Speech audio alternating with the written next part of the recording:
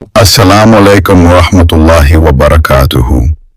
حضرت ابو عبیدہ بن الجراح رضی اللہ عنہ کا شمار ان 10 صحابہ میں ہوتا ہے جنہیں نبی کریم صلی اللہ علیہ وسلم نے دنیا میں ہی جنت کی بشارت دی۔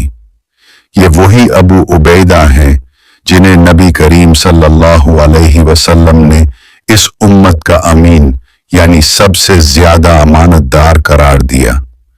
آپ کا نام عامر بن عبداللہ بن الجراح تھا۔ آپ قریش کے مشہور قبیلے سے تعلق رکھتے تھے۔ آپ کا لقب امین الامت ہے۔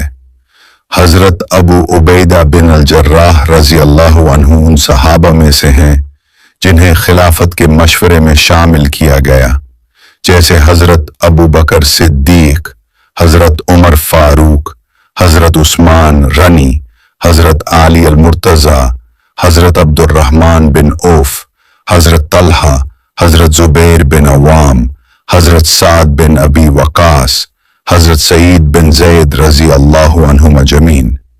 نبی کریم صلی اللہ علیہ وسلم نے فرمایا، ہر امت کا ایک امین ہوتا ہے اور اس امت کا امین ابو عبیدہ بن الجراح ہے۔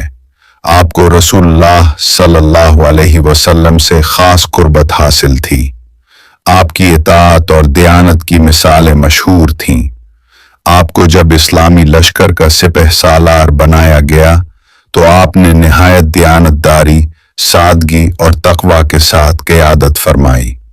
حضرت عمر رضی اللہ عنہ نے فرمایا، اگر ابو عبیدہ زندہ ہوتے تو میں انہیں خلیفہ مقرر کرتا۔ آپ نے اپنی ساری زندگی اسلام کی خدمت میں گزاری اور شام کے محاذ پر عظیم فتوحات حاصل کیں، جیسے یرموک کی جنگ، شام، بیت المقدس اور دیگر علاقوں کی فتوحات۔ آپ کی سادگی کا عالم یہ تھا کہ حضرت عمر رضی اللہ عنہ جب شام تشریف لے گئے تو آپ کے گھر میں صرف ایک تلوار، ایک برتن اور ایک چٹائی پائی۔